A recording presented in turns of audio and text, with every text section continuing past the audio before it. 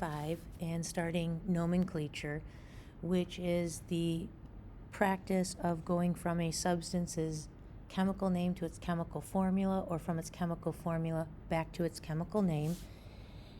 And there is an international committee known as IUPAC that establishes the rules that we need to learn to apply to go back and forth between chemical names and chemical formulas, so that everybody in science is using the same name and representation for the same substance.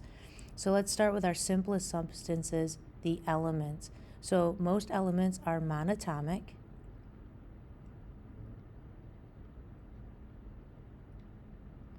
meaning that they only require one atom in the chemical formula to represent the elemental properties. So in this case, if it's a monatomic chemical formula, the element's chemical formula is exactly the same as its periodic symbol. And the nice thing is that most elements on the periodic table are monatomic, whereas there are those special 7 elements that are diatomic. They require 2 identical atoms in the chemical formula to represent the element's properties.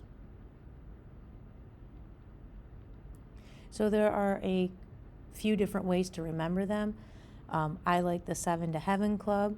There is the scientist name that some people use, Hofbrinkel, which just is the element symbol for each of the special 7.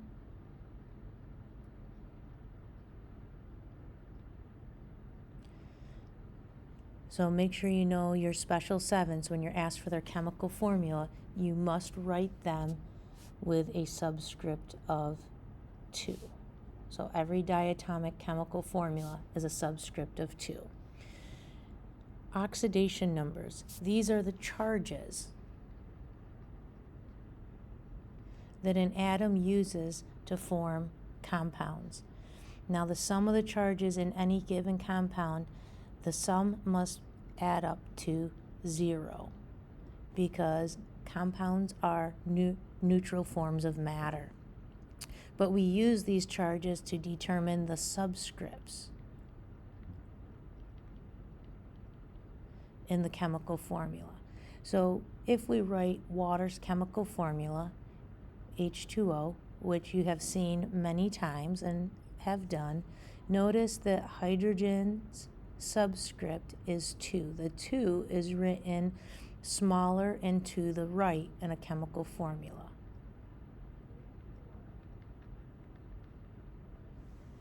And you will notice on our periodic table that some elements have multiple oxidation numbers. So we'll have to think through the process of which oxidation number is the best to use when we are writing a particular chemical formula. Quick reminders about compounds. A substance is considered a compound if it contains 2 or more different types of elements.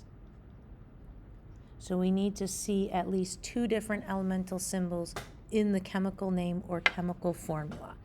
And these 2 or more different types of elements, they are chemically bonded in a fixed ratio.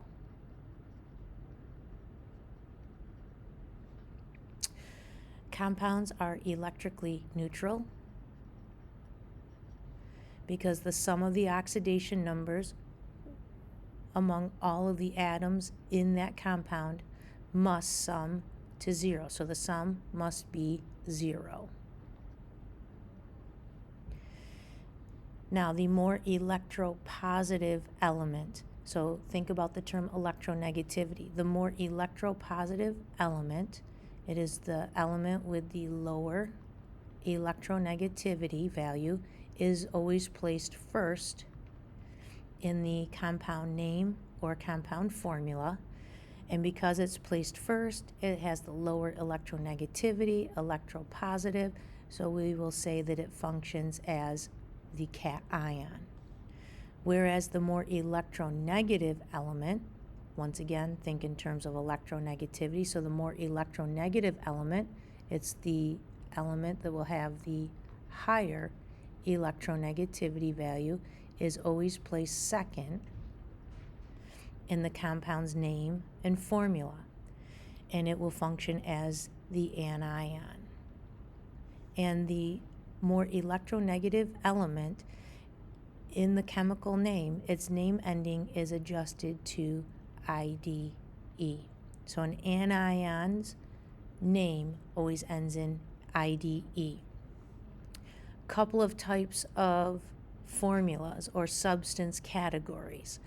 So we have inorganic compounds, and they're considered inorganic because typically they lack the presence of both carbon and hydrogen in their structure. So if it's organic, both carbon and hydrogen are present. Inorganic, it lacks the presence of carbon and or hydrogen. So examples of inorganic would be something like water. It has hydrogen but no carbon. Carbon dioxide, it has the carbon but the hydrogen is missing. NaCl, no carbon, no hydrogen, they're both missing.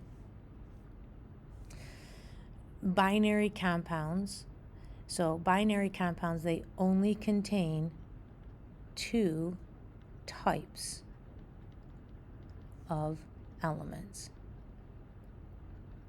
So great examples of binary compounds would be ammonia, NH3, NaCl, CO2. Notice there's only two different elemental formulas. Hydrogen peroxide, H2O2, water, H2O. So in each of these compounds, there's only two types of elements. The number of atoms does not matter. It's just binary compounds. It's the type of elements, two types.